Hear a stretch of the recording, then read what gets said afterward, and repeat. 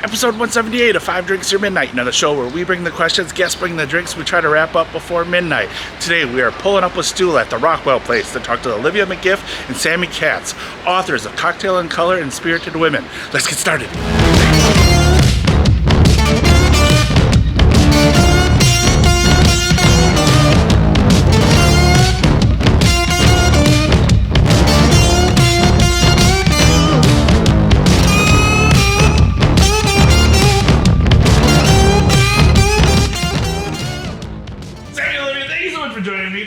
Midnight, 5 drinks, 5 questions, midnight, whatever comes first. Thank you so much for joining. How are you guys doing today? We're good. We're so happy to be here. Thank you. Again, what a lovely bar. This is so awesome. So Thank you so much for inviting us. Guess question one, let's dive right into it. What are we drinking first? All right, we're starting with a Hendrick's 50/50 martini. Fuck yeah. All right. Yep. That's how we do. I know. Cheers. Yeah. Happy Monday. Happy Monday. Cheers. So we wanted to start with this because it feels a little like a culmination of where Olivia and I have ended up now in our little process in terms of drinking. Okay. Meaning when we started our first book, Cocktails and Color. Well, when we really started, we started in college. Oh shit! Right. Like gnarly stuff, but we've elevated. Okay. Yeah, we've gone from being non-martini drinkers. Okay. Like Cocktails and Color does not have a martini variation in it. Okay. We tried and we're like, we don't like this. We can't do it. It doesn't feel right. And now we're at a place where like a 50/50 is like both of our like go-to drinks. Like start out at a bar, don't know what I want a 50/50 gin martini. Ah, perfect. Yeah. Awesome. Using Hendrick's also, she's one of the ladies featured in our book. Okay. So, Excellent. Cheers again. Again, we talked a little bit, or you just mentioned it briefly, but question one is always an origin story. So, how'd you two meet? What made you want to become writing partners? And then also 2 cocktail books, which is fucking amazing. I know we talked a little bit right beforehand, but you two are like my dream person. So again, thank you. Daywalker. It's the Daywalker. And a bartender put together, creative person, and then author. That is the dream job. So it's so fucking awesome. It's just you were like, oh, we gotta do it after 6, and I was just like, okay, well, cool. And then you're like, oh yeah, Olivia's got a real job. So that's how it goes. I remember those days. Yeah. So that's. But yeah, how'd you two meet, and what made you want to become writing partners? Yeah, we met in college. Okay. Doing student theater. All right. So we did a lot of plays, some of which we're proud of, and some of which are like, you Why? were a rhinoceros in Rhinoceros. I don't know if we needed to go that literally with that production. But nothing really kind of trundled onto doing student theater. Okay. We were in the trenches together, and then we both moved to New York post-college. Fairly quickly decided that theater maybe wasn't for us, but we wanted to continue collaborating in some way. I started tending bar as a way to make money as an actor. Olivia would come and sit at every bar I ever worked at and started sketching cocktails that I would make her on receipt paper. Okay. Because you were starting your career as an artist. Yeah, my first job out of school was as an art teacher at an all-boys school. Okay. And so after that job, I would go and visit Sammy at one of the bars and sketch the drinks. And as one probably just needed a drink after just that. one little drink. An all-boys school. Yeah. And I think we found that we really loved working with each other when we were both in the same industry. And then we just didn't have a reason to be working with each other anymore. And so this was kind of Sammy making cocktails and me illustrating them was a way of us figuring out how to continue our partnership with each other. Okay. And also I think you started actually creating drinks for the bar that you were working at, and we're really proud of them. Yeah. And I started doing I really loved doing still lifes. And so I started doing paintings of the cocktails that she had created as a way of honoring them. And also on that, he became my best taste tester because, it's not scary to work on something and be like, hey, what do you think of this? Is it too sweet? Is it this? Is it that? So we developed a kind of creating drinks together in a way on being both sides of the bar pretty early. Yeah, both R&Ding the cocktail and also sketching it and trying to figure out visually what is this drink like. Yeah. And so we did that for a while until it was like, hey, what if we actually like did this for real? Like, would you want to do a cocktail book together? Awesome. And so that was the origin of Cocktails in Color, pitched as an idea of like kind of like a bartender's notebook situation, fully illustrated, handwritten, feeling really like accessible and joyful, kind of as a response to which I found in bars of just like, first of all, really male dominated too, but also very serious. A lot of cocktail books, they're beautiful. It's like a single photo of a Nick and Nora with like the spritz over the top and everything is austere and blah, blah, and I was like, that's just not how I create cocktails. I'm like, and I was scared to go into those bars. Right. I felt like, oh, I don't know everything. I was intimidated. Right.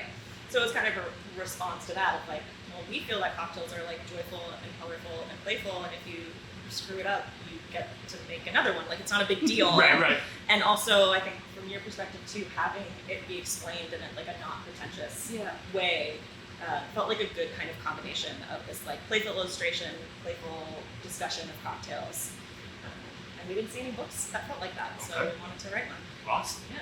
That's fucking cool. You said that this is the martini is kind of where you graduated to. Yeah. But where did we start out? Like, were you a big fan of cocktails? Like, I mean, obviously, kind of going into the bar world, you fall into it really quickly. Very quickly. But like, I mean, just as somebody that. Like on the other end of the bar. Yeah. Again, daywalker. Yeah. I mean, I think coming from theater, like you finish rehearsal, you finish the show, and you all get a drink together. So to me, going out and getting a drink with loved ones and collaborators was always part of like celebrating and like capping the day or whatever it was. And kind of ironically too, I don't really know where it came from, but I quickly became like the cocktail person. Yeah. Okay. In the group, I was like, okay, well, I'm gonna make a big thing of blender margaritas. Like, I took it upon myself to be like, that's gonna be me. I should know. Yeah.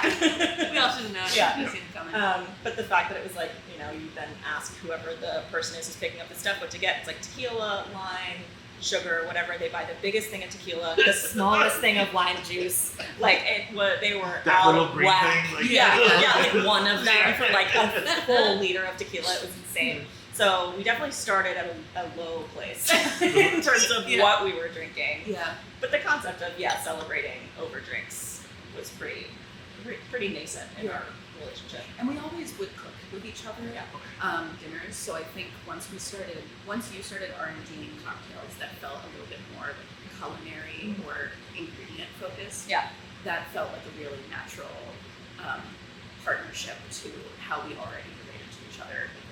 Fully. Yeah.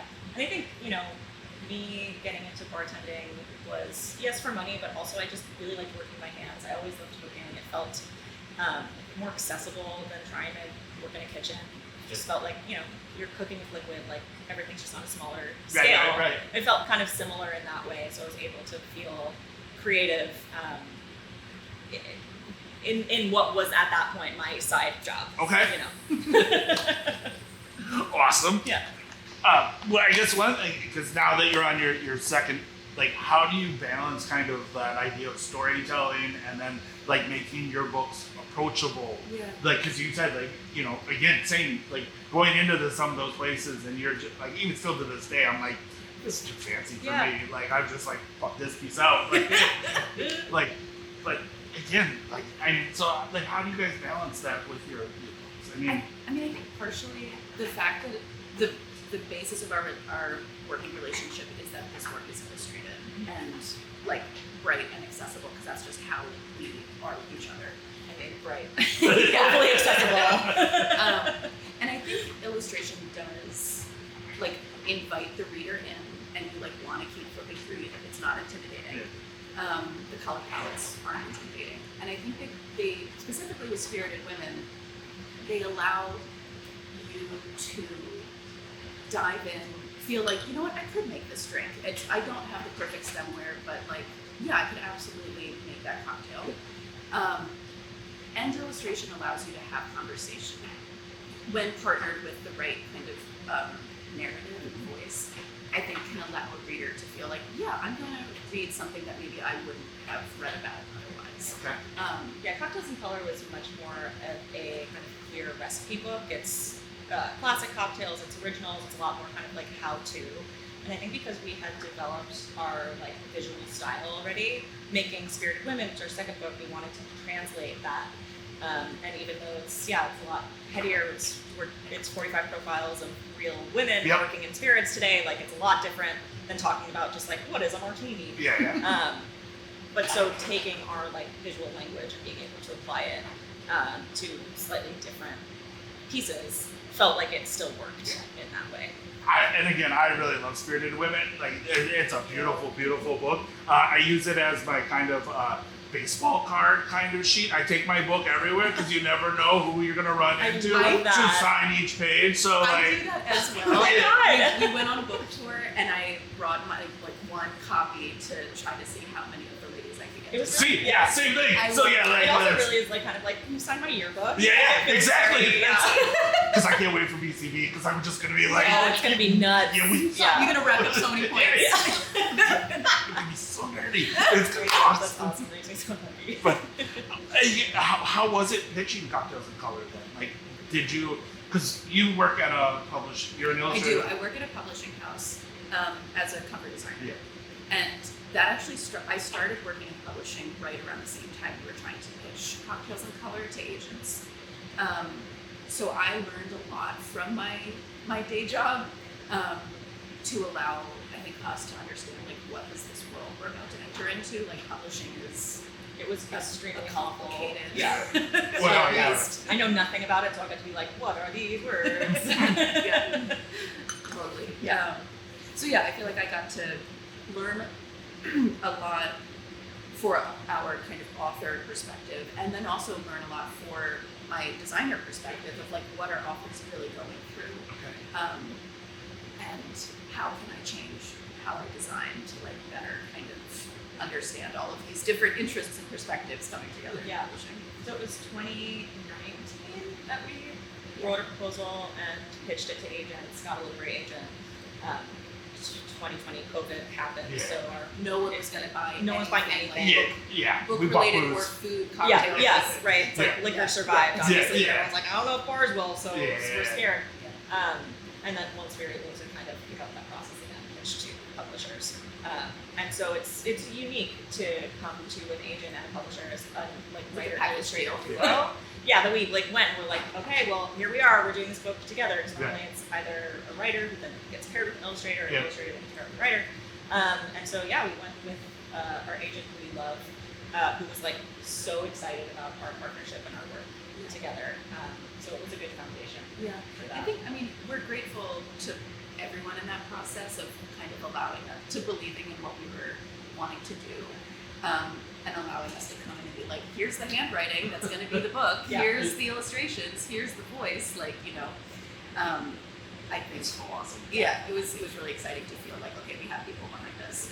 Because I was going to ask, like, being a creative, like, and then again, you have the drink maker and then the designer behind it. Did you guys already have kind of like the book designed out, like, or? Well, I had never designed a book before. Okay. So, like, but you were bold. You were like, I want to do it. I want to do the layout. Yeah. The publisher was like, go forth and prosper. Yeah. I was like, okay, now I have to do it. I feel like I was really just flying by the seat of my pants, but am proud of how it came out. And, I think we trust each other to be each other's, like, does this look right? And then there's so many people involved in publishing that we can get feedback from. But similarly to like, does this taste right? Then Olivia could be like, does this look okay? Right. Yeah, and like I have zero skill in her department. You at least have like a very good palette. Like I have do not put a paintbrush in my hand. I'm like, but I'm like, that looks pleasing, or like that feels a little scrunched there, or like whatever. So there were some early R&D sessions for Cocktails in Color where I was sketching along with our R&D session, and I would be like, I thought beautifully illustrating, like a cork cage, and then Sammy would just wipe clean it up because she was keeping her station clean. Right, I was like, that trash. I was drawing the trash. I was working on that. So now, Still alive? now anytime we R&D, she's like, so can I? Like let me know what I can clear. fucking love it. Well, there we go. I mean, that's our first question and our awesome origin story. So again, cheers. Yay! Cheers. Band-Aids ripped off, train leaving the station. Excellent. Excellent.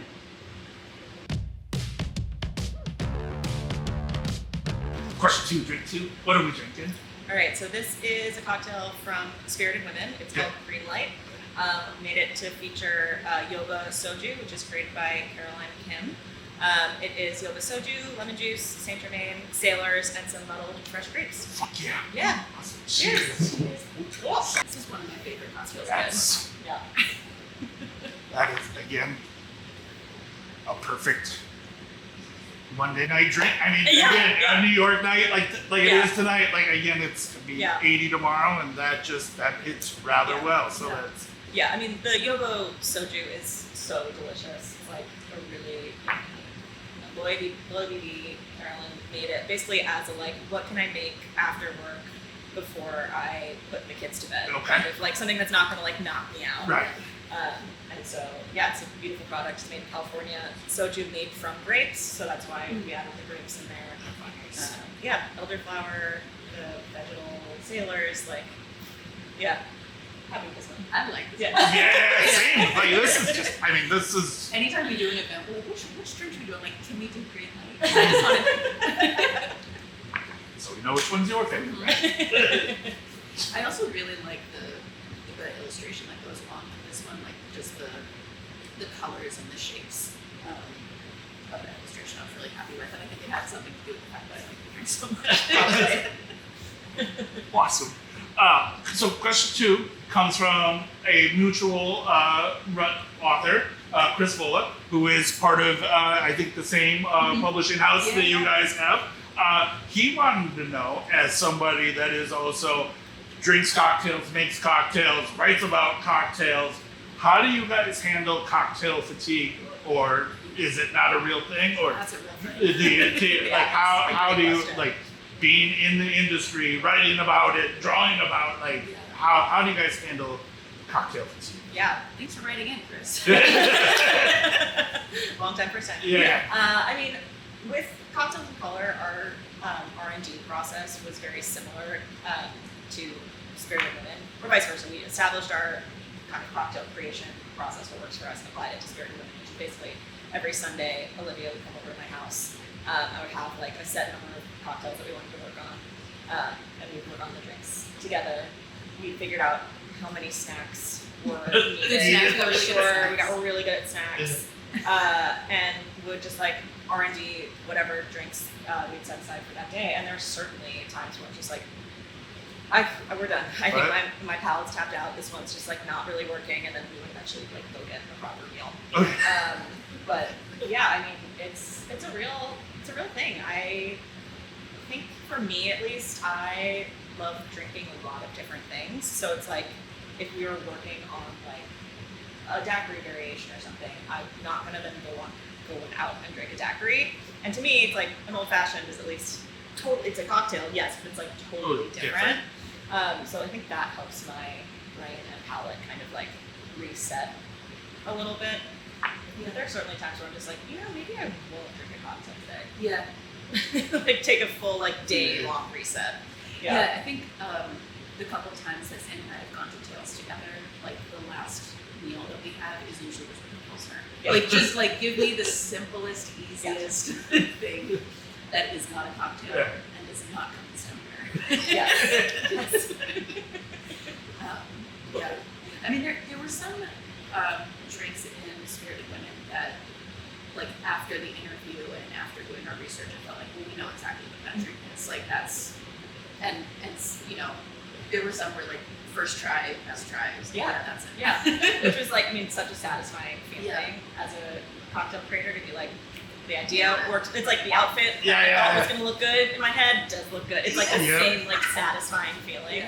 Yeah. And yeah, there were some interviewees that we had who were very clear about what they liked, what they disliked, like what they like, how they like drinking their product. Okay.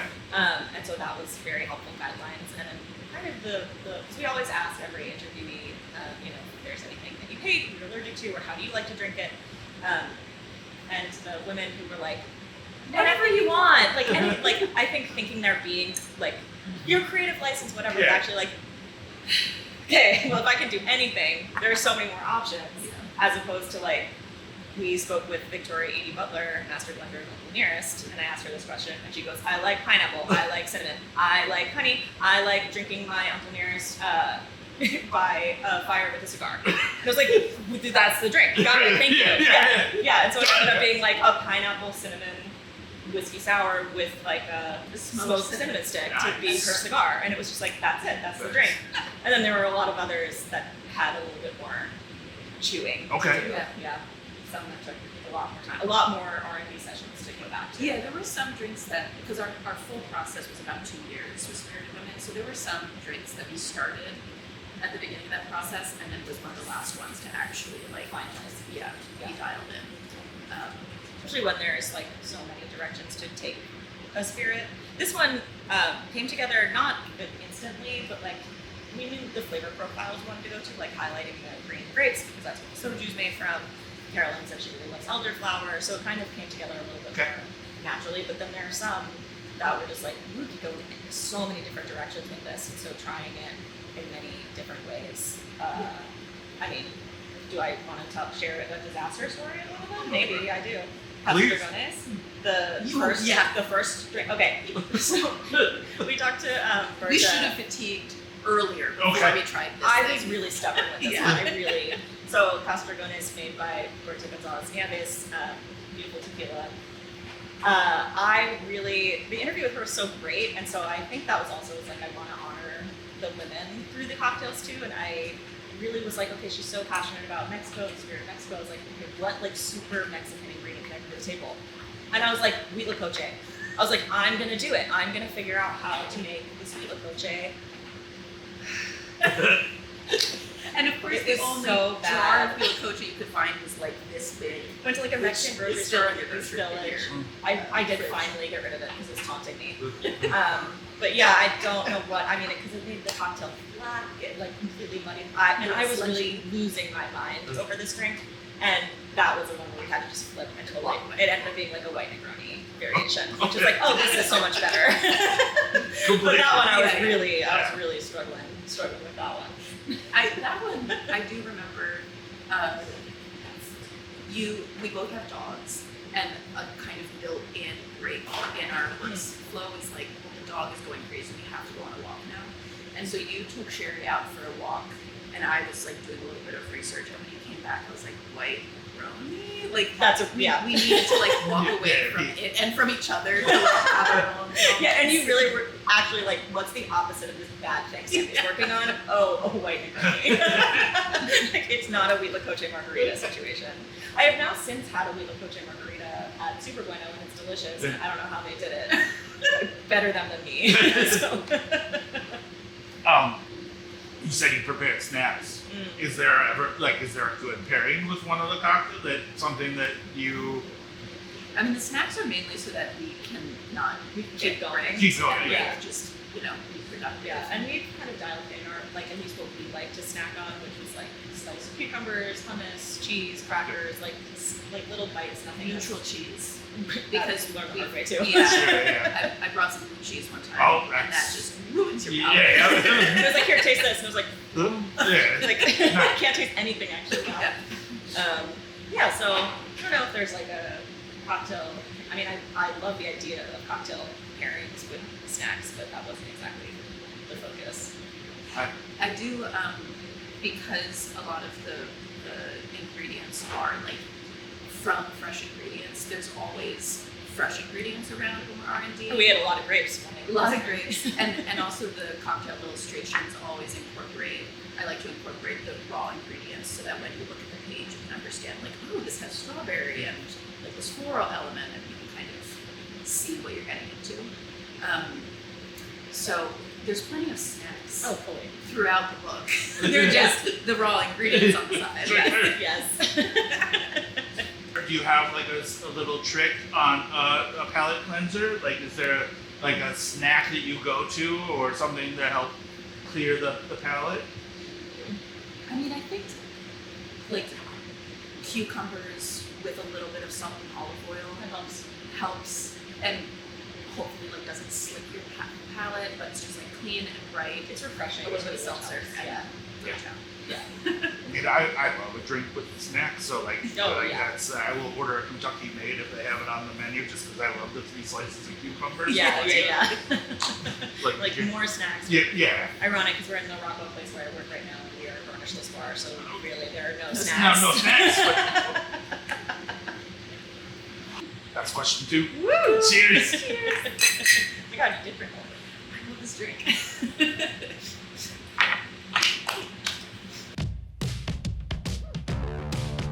Question 3, drink 3. What are we drinking?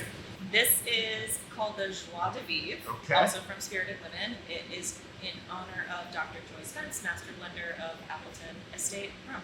Awesome. Yeah. Cheers. It's beautiful. Yeah, so it is Appleton Estate, guava nectar, hibiscus syrup, lemon juice. Delicious. Easy. All spice gram. Yeah. A little bit of like baking spice. Yeah. Yeah. Awesome. She was so incredible to talk to. Like, Okay. talk about a legend. Like, the fact that we were able to even, that someone answered our email, like, could we talk to Joyce Spence, please, was just, like, incredible. And she's a powerhouse. And, like, so this drink was super fun to make for her, but also very intimidating. Yeah. It's like, I hope I get it right for Joyce Spence. But yeah, she also was like, I love daiquiris, like hibiscus and guava both grow in her garden. She also plants orchids. Like, felt very, also kind of like it came together, and just wanted to make sure we got it right for Joy. It is cool when the ingredients are kind of clear. Like, okay, these are the storytelling elements that we have at our disposal, and it's just about like calibrating it all correctly. Yeah. I feel like that was always very satisfying when every ingredient had a story to tell. Yeah. In the cocktail. Oh, no, but that is damn good. That Just is, like a floral, fruity deck. yeah, that There's nothing like it, really. you cannot go wrong. Yeah. I mean, I make this joke in every fucking episode, and I know people are sick of hearing it, but I can lie to you, but this can't lie to you. So, like, fat kid face, Nailed it. you know when I don't like something. Like, I can be like, Thank yes, you. it's wonderful, and then be like, yeah, no, that is just absolutely fucking delicious. That is equivalent. So question 3, we call this our talking shit segment because we've had 3 drinks. Oh, yeah. So again, we're a little bit more open, we're a little bit more friendly, and we're a little bit more comfortable with our situations. But I love talking shit. exactly. So question 3, how do you think the perception of women in the spirits world has shifted in the past 10 years? This is your talking shit question? Yeah. Ooh, I thought it was going to be a little bit more light than that. No, we go deep. I mean, in the last 10 years, so that's how long I've been bartending about. When I started bartending, like the first kind of like major cocktail bar that I worked at was Meatpacking District in Manhattan. That's like, I loved it. I loved working there. I loved the people I worked with. It was the first time I worked with career bartenders and could actually be like, oh, this is a legit job, not just like a thing you do on the side, waiting for your other thing to come to life. But I was the first woman that they had behind the bar, and they had been open for 5 years. And I remember at the time being like, whoa, what the fuck? Like, that's weird. And then kind of coming in as this like basically like little sister of the bar, and was like, okay, that's what. And now, if I were to interview for a job and be like, actually, we've never had a woman behind this bar, I don't think I would go. Like, I think I'd be like, something is wrong culturally. Yeah. And maybe that is just me being 10 years older, but I also think it is a cultural shift of like, it's just unacceptable now to just be like, oh, we've never hired a woman. Yeah. Whoops. Yeah. That's you first. Yeah, Yeah. it's just like, that's not okay anymore. At least, I don't know, at least in like these circles, like I only have experience in New York City cocktail bars, right? So it's Yeah. like, it's all what I know, but I just think it's like unacceptable now Yeah. to have been open for 5 years and to never have a woman behind the bar because it just happened that way is like, that's a huge red flag. Yeah. So I think that is a big way how things have changed. I hope also that There is a little bit more open-mindedness to having like women be obviously in charge of bars, you know, rather than just like, oh yeah, okay, you can work behind a bar, but like actually like running programs, like being like the boss, face of it. yeah, being the face of it, having it be entirely your program versus, you know, the job postings of your that were like must be able to lift 50 pounds, which are Versus so code. coded. Yeah. Yeah. Gotta change your keg. Yeah, exactly. And again, maybe I haven't been on Craigslist job postings in a while, so maybe that shit still is out there, but it hopefully is a little bit less than how it used to be, or at least how blatant it used to be. And I feel like for looking at spirited women and like the people that we were able to interview, I feel like there were a decent amount of younger women who had wanted to who started their own brand in the last 5 years. And I think that they're actually, I don't know how much to attribute that to like a changing landscape versus like COVID really changed people's understanding of like, what do I actually want? I'm going to go for it. Like it wiped the slate clean. And so I'm not totally sure how much to attribute that to like, the times are changing versus like, no, actually everyone 5 years ago had a moment where we Like what matters to me. completely learned our values and what we were capable of. But it was really exciting to see a lot of younger women either starting their own brands or taking over for a family business that had been run by the patriarch for like decades. Yeah. So that was really exciting to see. Yeah. And certainly felt kind of a generational gap in terms of like, we didn't ask anyone like, what's it like to be a woman in the industry, because that question sucks and it's stupid. But so we let, if someone wanted to talk about gender, if they felt like it was a really important part of their story, or if it wasn't, to not have to talk about it. And so really it was interesting to see kind of like who did bring it up as part of their origin story in the business. And it really is like kind of the older ladies that we spoke with who said that they really came up against that. Joy Spence is a perfect example of like first female master blender in the world in 1997. Like that's not that long ago. And she said that even though she'd been working for the company for nearly 20 years, she becomes master blender, and a lot of men were like, don't know if she can do it. Yeah. And it's like, she's been doing that actually for 20 years already, and now you're just like, oh, because she's in charge, I don't think she can do it. And it was nice to not hear versions of that story from like the younger, kind of newer generations, like talking to women who were millennials who had just started their own company, to not at least mention that they were coming up against that quite as much. But women who were starting their own companies were coming up against a lot of finance issues and being able to actually fundraise for their companies. Yeah. And when you look at how much like venture capitalists actually invest in companies that are owned by women, it's like Yeah, yeah. So I think all of those things. The misogyny is less blatant, I guess. It's more like Yeah, or it's more like withholding. business coded. Yeah, As yeah. opposed to a kind of more like pedestrian understanding of it. Yeah. Because Claire from Pollinator Spirits, like we had it again in your book. Yeah. First one to sign my book. In the yearbook. In the yearbook. Oh, But she's the coolest. she is so awesome. Yeah, she But really we talked a lot about women behind the bar or Yeah. in the spirits world, and again, just her story is absolutely cool. Yeah, she sucks. Yeah, she was just like so fucking cool. So then I guess trying to even tie it now back into the future. And again, this is someone asked me this question, and it's kind of stuck with me, and I love asking people this question. So 10 years, or I guess not even 10 years, but the future, what kind of legacy do you hope your books affect the future generations? It's a sweet That's a question. really good question.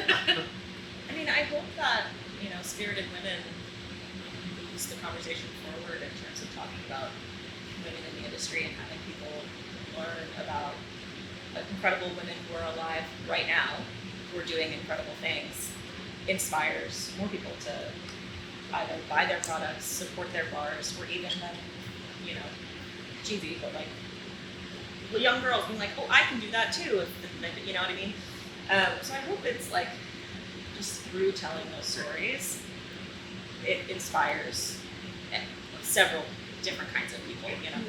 I think also that hopefully, I think what Spirit of Women does that I'm really proud of is that it tells the stories with joy and celebration and not with too much kind of like padding, or like it celebrates these stories as if they were historical stories, like because our current stories matter just as much as historical stories do. And so I feel like I hope that trajectory continues, of like Appleton really now championing Dr. Joy Spence. Yeah, I mean the tour that they have for the distillery is called like the Joy Spence Appleton Experience. Like it's amazing. Yeah. They have like a Joy anniversary blend. Yeah. Like it's really awesome to see a brand not only putting forth like their woman who is in charge, but also like celebrating her in that way. And I think there are other brands that could learn from that. Who like do have women who are in charge, who are making the stuff, and it's like, why don't you tell anybody about her? Like she's amazing. Yeah. I feel like my perspective on these two books is that I'm not a bartender in the industry. I'm on the other end of the bar, and I feel like both of these books make me feel more welcome and make me feel more capable and like have more like faith in my palate and my like ability to try new things and not necessarily like put my own tastes in a box. So I hope that like translates as well, because I think when you know that there are like women making whiskey, then it is not gendered. Then I can, you know, when we made Cocktails in Color, I famously told Sammi, like, I'm not going to be any help guaranteeing the cocktails with. You were like the brown liquor drinks. Because I just like didn't know anything. And now I think through like having a friendly like access point to information was really empowering for me. And I think similarly, knowing that there's women in the industry in leadership positions means women on the other end of the bar and everyone on the other end of the bar feel like it can be for everyone. And again, I love that you're right next to me on this side of the bar, because again, I can't. So, I mean, oh yeah, I'll save a seat for you. Yeah, please. Like Friday nights, you know where to be. I love it. I love that you guys talk, because bartender is no longer a dirty word. Like it's no longer like a hidden or shameful kind of thing. Like, how do you feel about that evolution of the word bartender? Like, again, now through your experience of, I mean, being a bartender, but then also like writing about a lot of them and seeing that kind of industry. That word. I love it. I think, you know, that brief period of time it was like, oh, I'm not a bartender, I'm a mixologist. Like, as if that story. Yep. But you know what I mean? Like that point of just like, oh, you're saying that's more serious. You like you're more creative. And I'm so happy that that's kind of been put to bed. That actually now like mixologist is kind of considered a dirty word. Like if any bartender were to call themselves a mixologist, it'd be like, ugh, that guy, you know. Cocktail chef. Right. But also like anyone can call themselves whatever floats their freaking boat. And like if that is bartender, you know what exactly. And I think you know, the evolution of not just the word but the whole industry, I think has really helped then the word be like, of course I'm a bartender. Like that's what I am. You say it with pride. It's not like, oh, I'm just pouring beers for drunk people when I'm 50 years old or whatever it is. That is the kind of implication of you're a lifelong, you're a career bartender. Like that's not you to do anything in like no, it's none of that anymore. Like there's so much that you can do within this sphere now. I also feel like the women who we interviewed who are bartenders, so much of their storytelling and their craft is also about hospitality and how they're caring for the person on the other side of the bar. And like mixologist or cocktail creator, like those don't actually cover it. That means that you designed a drink beautifully. Yeah. But bartender also wraps in like, I'll make you what you want. You know, I'm gonna care for you and I'm gonna like create a beautiful drink and add it to the menu, but I'm also going to like have this kind of radical hospitality at my core. And I think the women in the book who are bartenders embody that tenfold, and it's like so inspiring to see. Well, there we go. Question 3, done. We didn't talk that much shit, so perfect. No, it's all beautiful. It's all good. So, We ended the talking shit section with like community building. yeah, see? We came around. Cheers. Cheers. Question 4, drink 4. What are we drinking? Okay, this is called the Pretty Little Poison. Okay. It is for Aubrey Slater of St. Luna Moonshine, who Excellent. you know. Yes. This is in honor of her chief brand development queen. Ooh, That yes. she is. Cheers. Ah, cheers. And a good twist. Yeah, so it is St. Luna, Oh, some coconut liqueur, lemon juice, pechos, champagne. She's a fancy lady. yeah. Fancy lady. Fucking dangerous. Dangerous. Yeah. That's. That's, And that was during our interview with Aubrey. That's how she described St. Luna Moonshine was Pretty Little Poison. Yeah. Because it packs a freaking punch. It yeah, does, yeah, yeah. it's 100 proof. It's Yeah, insane.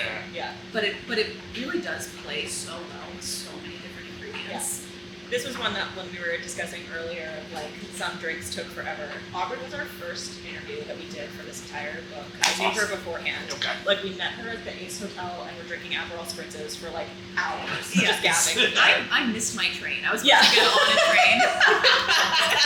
And I was It was like, great. sorry, Mom and Dad, I'm going to be late. Love it. It was great. And I remember leaving that being like, I'm so excited, like I can't wait, I love this product, like oh my gosh, it's gonna be and I think it was maybe one of the last ones to finalize. It just like took a long time to hone in because there were so many different avenues to take. And we ended up doing this one. The coconut liqueur is like a nod to the time that she had in Maui. We wanted to use Pretty Little Poison as the inspiration, so how to make it like look delicate Yeah. and lovely, but it's like it has a full ounce and a half shine in Yeah, this. it's gonna like, fuck you up. Yep. yeah. Yeah. And then the kind of key at the end, once we knew it was going to be like a French 75 style, was actually using real champagne. Because Prosecco was making it too sweet and kind of plain. It was like, what if we actually did it with real champagne? As she deserves. As she deserves, Yeah. the queen that she is. Yeah. And that was kind of the final. Yeah. Not question 4, but like, how was the interview process? Because I mean, again, like when you guys said yes, I was over the moon. Oh. Like, how did you guys find the interview process for people for the book? Like, Yeah, I mean, we started with our networks that we knew, just we bartending scene. Aubrey was one of those people. Starting with people we knew that we knew we wanted to include our like working locals. And then like a wish list of Yeah. people that like Dr. Joyce Spence. yeah, Yeah. we Yeah. could. Yeah. And then we kind of build like every person that we interviewed, we asked at the end, like who do you want to uplift, like who should we know about? And we kind of built a web from there. Yeah. So the list ended up being like 200 people long. So Yeah, there could potentially be like Spirited Women, like 2, 3, 4, 5, but So there's many. obviously. Yeah, because we knew we only had a certain number of pages, so it was like, okay, how many profiles would realistically actually fit here? And the sweet spot ended up being 45, just based on the needing to include all of the recipes and front matter, back matter, that kind of stuff. But yeah, I mean, I love the interview process. Like, it took a long time. I mean, we first interviewed Aubrey in like September 2022, Okay. and then I think did the last one in like August of 23. Yeah. And what day is it? We're in What April, day is it? April 2025. Like it's a long, long time. It's fucking May or Yeah. a few days. Yeah, I know. know. It books take a really, really long Yeah. time to do. So when we were interviewing people, we did them all mostly over Zoom. Aubrey, we did in person. Did a couple of like local Brooklyn ones in person, but otherwise it was over Zoom and be like, okay, thanks for this like really lovely 45-minute conversation through a screen. 2 years later, it's like, here is a book, and here's a profile, and here's a recipe that we've created for you, and also here's your portrait. Like, wild. Yeah. Yeah. So it's been a real treat now, actually, that the book is out, to be able to like share it with the interviewees and get to see their reaction too, and get to actually like meet some of them in what they're person. doing now, because Yeah. some of those interviews Shape, ended, yeah. 2-3 years ago. Yeah. And so there were a couple of people that when we were going through revisions, we did a follow-up Mhm. call with because we knew they were opening up another bar or whatever. Yeah. But getting to hear like where people have been growing in their careers and whatnot has been really exciting. Yeah. But I found the interview process to be like very intimidating and exciting. And then I had to go and paint them, which was like, oh God.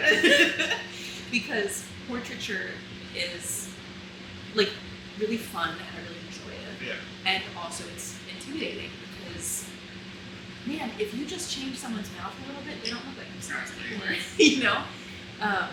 And feeling like I really admired and respected everyone who we got to interview and that I was going to have to paint them and then like share them with them and all of their community was intimidating. And I felt the same way writing the pieces too. It's like I have this like amazing interview, leave it so on a high, like so excited, and then actually sit down to write. Now like balls in your court, translated. I want to make sure I like respect them, tell their story appropriately. Do they like it? You know, like all of these things, which we've done interviews styled before, but never of this kind of caliber. And certainly with cocktails and color, it's like a martini doesn't care what you say about it. Like these are real people. These are real fucking people who are then gonna read the thing. And I'm like, I want to tell your story properly and honor you both in writing and also in cocktail. And it's a real challenge, but I think we did pretty good.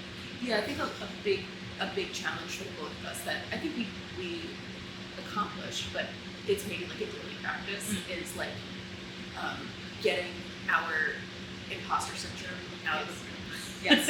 And just be like, we're excited about this book, we're proud to be making it, and like just go forward and full force and make the thing. Because I think if we got too in our head about trying to how large and like all-encompassing story we were trying to tell with all of these pieces coming together, we would kind of spiral out. I ended up eventually like, you know, my writing process. I really, before we started, I was like, oh, this is gonna be so great. I'm gonna do an interview and then I'm gonna write the piece and it's just gonna do all. That's absolutely not how it happened. No, and that's never how it happened. I ended up doing the interviews and I was like, oh, I gotta write the thing now. Okay. And I ended up kind of finding a structure for myself of like, I did one profile a day because I was like, I can't actually think about more than one person. And so I treated it like, okay, every day I'm writing a new book. Like I'm just like starting over and being like, okay, this is the one about the Novena women. Okay, new day, this is about Aubrey Slater. Like, and that really helped in terms of being able to like hone in as opposed to think about it too big. And then, you know, all the first drafts were done, and then finding the through lines and editing and stuff. But I really needed to like break it down into the smallest of pieces of myself, because otherwise it was too much. Yeah. When painting the portraits, did you keep it digital or did you actually put like I did both. Paint to canvas? Yeah, I did all of the. I work in both mediums. Mainly, I work with paintings. With I use gouache, which is like a type of watercolor.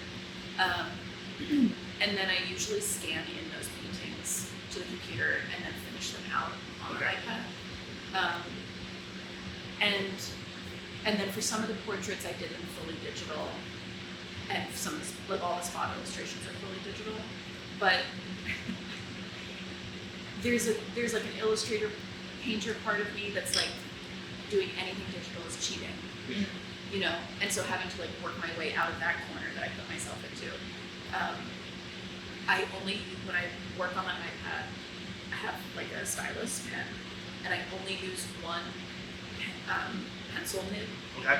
Like, so technically, it's as if I'm using a pencil, and any type of shading or texture or pattern is all still like with my hand. I'm not necessarily relying on like a designed brush type to do that.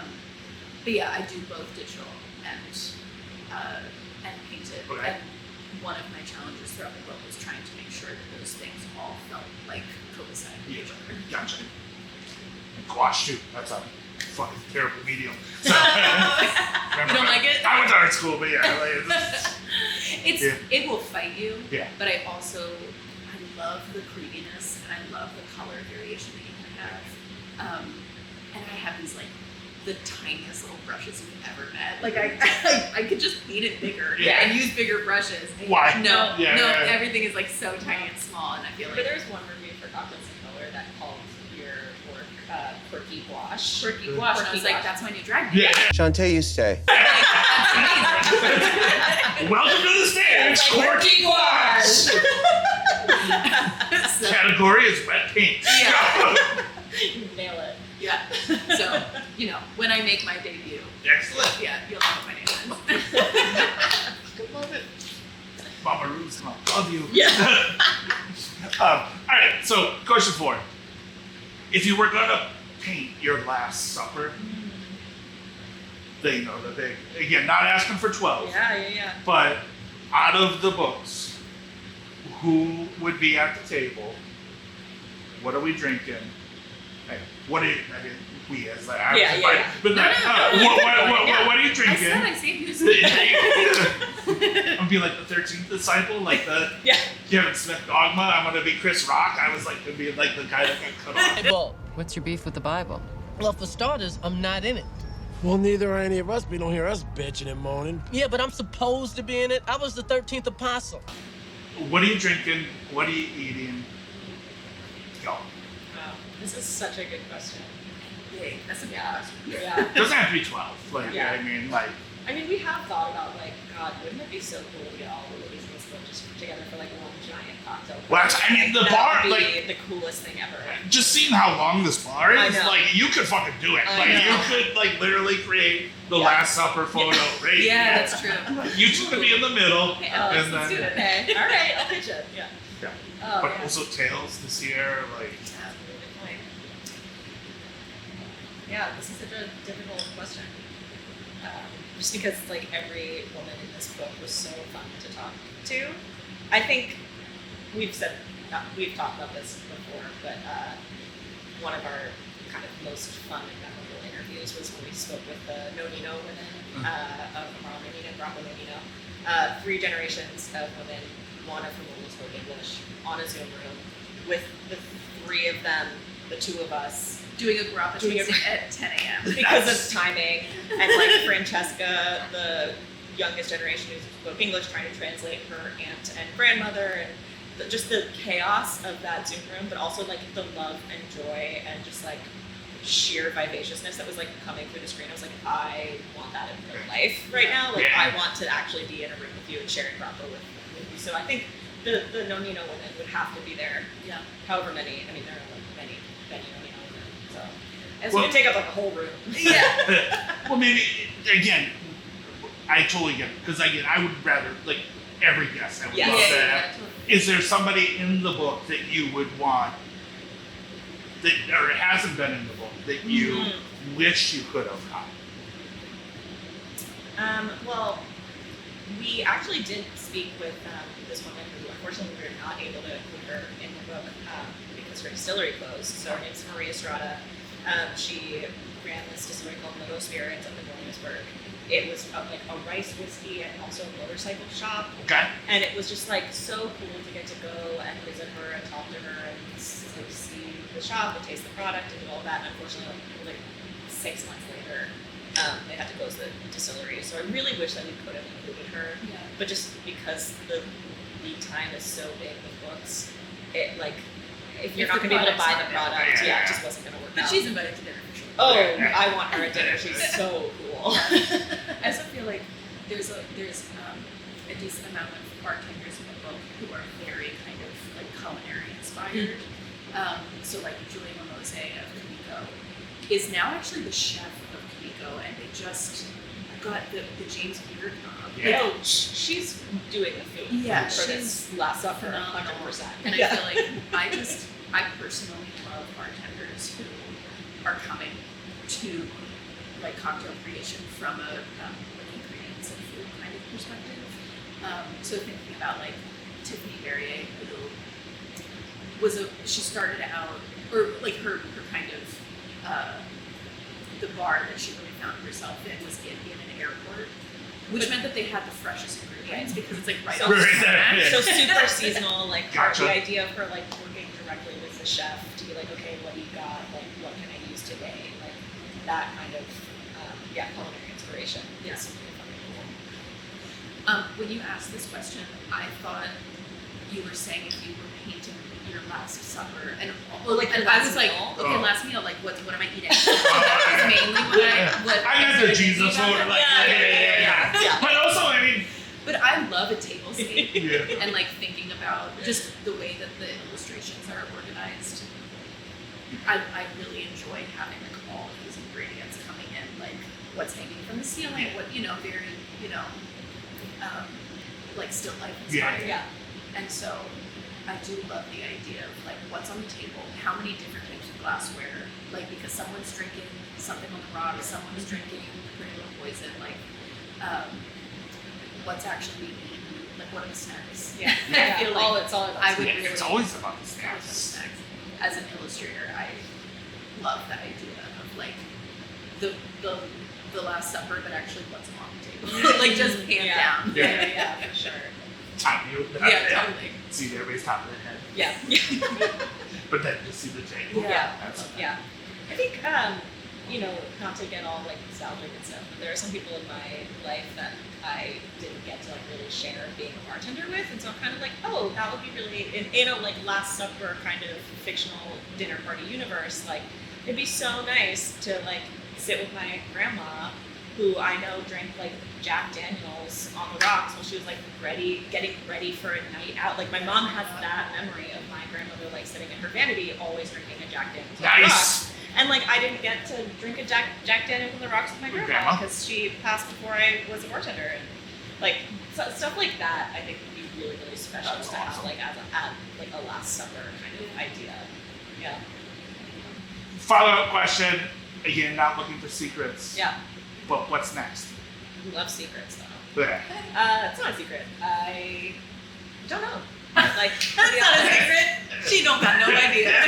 No, I think we did, Olivia and I did 2 books in 4 years, and that's a lot of books in a short amount of time. And I think right now it's like we don't have another book in the works yet, and I'm kind of like chilling. I'm happy to be, I bartend and manage here at the Rockwell Place. Like, they've been really nice since I've been on tour and been really busy with other shit, and now I'm like, okay guys, I'm here, I'm back now. Right. So I'm looking forward to like being here for a bit, kind of sinking my teeth into this work again.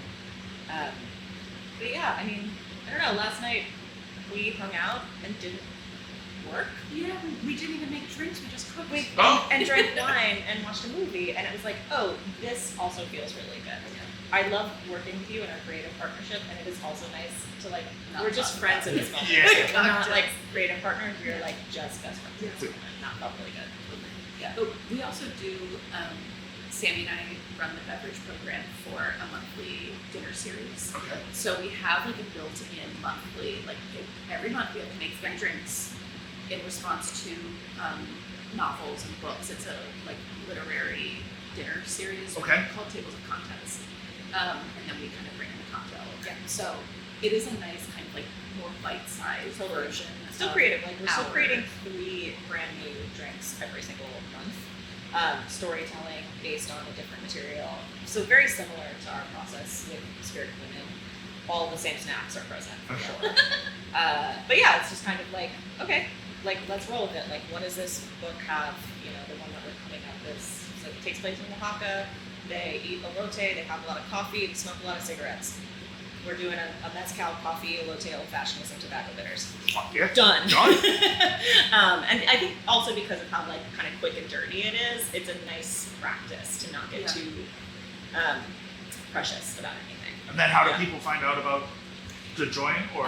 It's a monthly dinner series that you can get tickets for any month. It's called Tables of Contents. They have all their socials. If you sign up on their newsletter, then Okay. you'll get all of the info. Yeah, Cool. it's great. It's such a fun night every month. Yeah, it rolls. It's like Brooklyn and Manhattan based. Yeah. Awesome. Yeah. So we still have that. That's a good one. Awesome. Well, there we go. Question 4. Woo! Cheers. Cheers.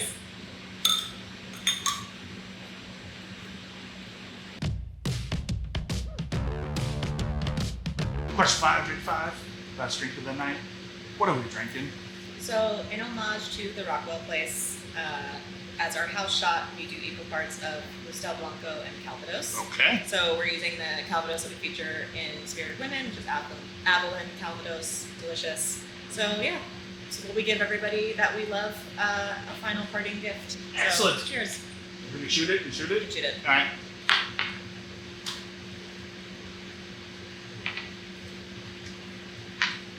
Yeah. Oh, damn, So good. Yeah. I know. Yeah. Can't go So wrong. tasty. I love giving it to people who are not suspecting because they're like, This is actually tasty. oh, yeah. They're like gearing up for like something terrible. And it's like, actually, that's quite lovely. Yeah, yeah. I feel like also like Avalon especially, but it's just an apple. Yeah. Yeah. Like that's Yeah. just a beautiful apple. Yeah. And Calvados, Avalon bottles it basically as soon as it's like the youngest it could possibly Yeah. be. So it's just pure apple. Yeah, So so just apple flavor with like delicious like cherry based vermouth, like Hold on. perfect send off. Yeah. Perfect. All right. Yeah. So question 5 comes down to the flip of the Whiskey Wednesday coin. Okay. You can flip it, you can spin it, you can do whatever you want. The coin will give us the answer. Okay. You don't have to answer, Incredible. but if you want to answer, it's up to you. this is difficult because this is 2. We I can have know. different answers. That's the whole point. Okay. Yeah. See, we're thinking ahead. Yeah. Because Whoa. it's the Love same it. question, but like, yeah. All right. So question 5. Yeah. Have you ever lied about a drink just to be polite? Got a fuck yeah. And a fuck yeah. How can you tell already? I- You're a professional. That was a perfect skit. That was a really good spin. Yeah. So we got 2 fuck yes. So yeah. Yeah. Yeah. I mean, yeah. Yeah. Yeah. Did Okay. you like your drink? Yeah. It's really good. It's Thank that. you so much. It's And I'll that. close out. Thank you so much. Yeah. For me too, it's also like, you know, sometimes you R&D something that's really not good with a coworker, and they bring you something, you just straw taste it, and you're like, yeah, Because you want to be done with R&D.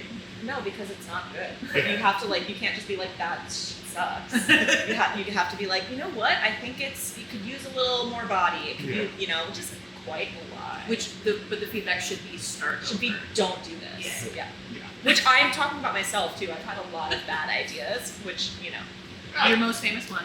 radish mezcal. Yeah. Ranch. Radish. Oh, Mezcal. I thought it was like ranch mezcal. I was like, okay.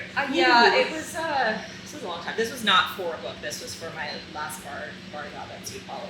I was like really jazzed by the idea of like the smoke of mezcal and like the kind of pepperiness of a Okay. radish. Okay. I was like, what happens if you infuse radishes in mezcal? You get the fartiest, gross, most foul smelling.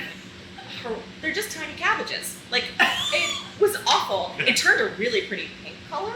That's so funny. It They're was just tiny cabbages. disgusting. It was so, and it kept getting worse. Like, even after I strained it, like just sitting in a quart container, it just like kept from fucking fermenting. I ended up taking it home because I didn't want to even pour it down our bar sink. I felt so bad.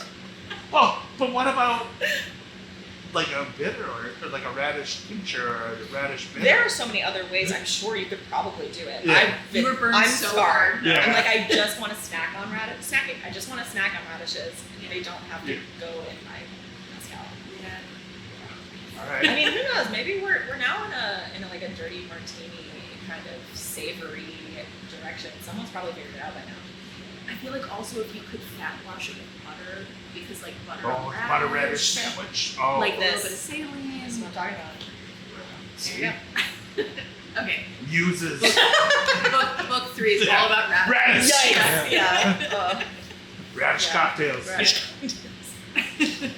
Yeah. Sammy Lou, that is 5 drinks down, 5 questions answered. Thank you so much for having Thank us. you so much, Tim. I cannot wait till we can drink together again in person. This has been fucking awesome. Thank you so much. Thank you. And It's been such a again, joy. cheers to you guys. All the best, because it's well fucking deserved. And again, yeah, thank you. Thank you so There you much.